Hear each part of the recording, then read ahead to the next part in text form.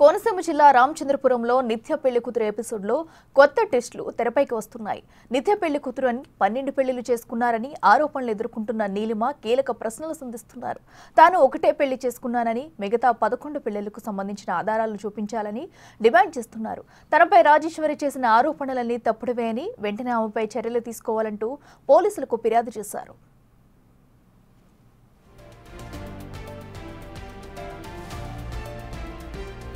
తాను పెళ్లి చేసుకున్న భాను పచ్చి మోసగాడని, తనకు హిందువునని చెప్పి గుళ్ళో పెళ్లి చేసుకుంటానని చెప్పారని, కానీ ముహూర్తం సమయానికి ముందే తమ ఇంటికి వచ్చి బెడ్రూమ్లో తాళి కట్టినట్టు చెబుతున్నారు నీలిమ. అంతేకాదు పెళ్లి చేసుకున్నాక కానీ తనకు డైవర్స్ అయినట్టు చెప్పలేదని చెబుతున్నారు ఆమె. వీడియోలు ఇలాగా ప్రూవ్ చేశారు. ఇదంతే అతనితో పెళ్లి జరిగింది అయితే వాస్తవమేనండి. అది కూడా నా బెడ్రూమ్లో జరిగింది. ఫొటోస్ కూడా ఉన్నాయి, ప్రూఫ్స్ ఉన్నాయి. కానీ 12 మంది అనేది ఏదైతే ఉందో అది అయితే ఫేక్ అండి. 12 మందిలో అతను ఒకటి కాబట్టి 11 ఒకటి తీసేస్తే ఇంకా 11 మంది ఉంటారు. ఆ 11 మంది విత్ ప్రూఫ్స్తో నాకు కావాలి. అందులో ఎవరైతే మాస్కులు పెట్టుకుని బ్యాండ్లు పెట్టుకుని చెప్పారో వాళ్ళ పిల్లల్ని చేసుకున్నామని వాళ్ళు కూడా ప్రూఫ్స్ కావాలండి. ఎందుకంటే వాళ్ళందరూ వాళ్ళ రిలేటివ్స్, అవి కూడా మా దగ్గర ప్రూఫ్స్ ఉన్నాయి. వాళ్ళ రిలేటివ్స్ని పెట్టుకుని కొవ్వూరు, నర్సాపురం, పాలకొల్లు అని చెప్పిన పాలకొల్లు అయితే వాస్తవం అండి. కానీ కొవ్వూరు, నర్సాపురం అయితే అది పెద్ద ఫేక్ అండి. దానికి అన్ని ప్రూఫ్స్ తెస్తే వాళ్ళకి ఏం చెప్తే చదివానండి. లేదంటే ఇంకా న్యాయం చేయాలని కోరుకుంటున్నామండి. మీ మీద అంత ఆరోపణ చేయవలసిన అవసరం వాళ్ళకి ఏముంది? మీ మీద అంత ఆరోపణ చేయవలసిన అవసరం ఆవిడ పెద్దగా వాళ్ళ సైడ్ ఏవో గొడవలు ఉన్నాయంటండి. గొడవలు ఉంటే ఈ పెళ్లి కొడుకు అయితే ఎవరైతే ఉన్నారో మా మీద ఫేక్ న్యూస్ స్ప్రెడ్ చేస్తున్నాడు. వాళ్ళ అమ్మగారికి వాళ్ళ ఫస్ట్ వైఫ్కి సంబంధించి ఏవో గొడవలు ఉన్నాయంటండి. ఇవన్నీ మేము బయట పెట్టేసాము. ఇది ఏంటంటే చర్చ్ అని పేరుతో మోసం చేసి అక్కడ చర్చిలోకి వెళ్ళి అమ్మాయిలందరినీ వేరే వేరే కంట్రీస్కి పంపుదామని, జాబ్ ఇప్పిస్తామని చెప్పి వేరే వేరే కంట్రీస్కి పంపుతున్నారండి. ఇది అక్కడ జరుగుతుంది. మేము బయట పెట్టామని చెప్పి. ఇక భానుపై సంచలన ఆరోపణలు చేస్తున్నారు నీలిమ తల్లి. ఆమె ఏమంటున్నారో ఒకసారి వినండి. అతను చర్చి పాస్టర్లండి. పాస్టర్లే హిందూ అని చెప్పి పెళ్లి చేసుకుని మోసం చేసి ఆడు చర్చికి వచ్చిన అమ్మాయిలందరినీ వేరే చర్చిని ప్రార్థన అని చెప్పేసి వేరే ఊర్లో నాకు కంపెనీ ఉంది, హైదరాబాద్లో కంపెనీ ఉంది, జాబ్లు ఇప్పిస్తానని చెప్పి తీసుకెళ్ళి ఆయన వేరే కంట్రీలకు అమ్ముకుంటున్నాడు.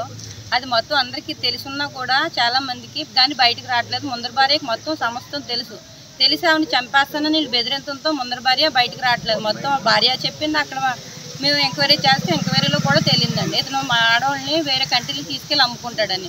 ఆల్రెడీ ముందర భార్యని చంపించేస్తానని వాళ్ళ అమ్మని కట్టి బెదిరించాడు.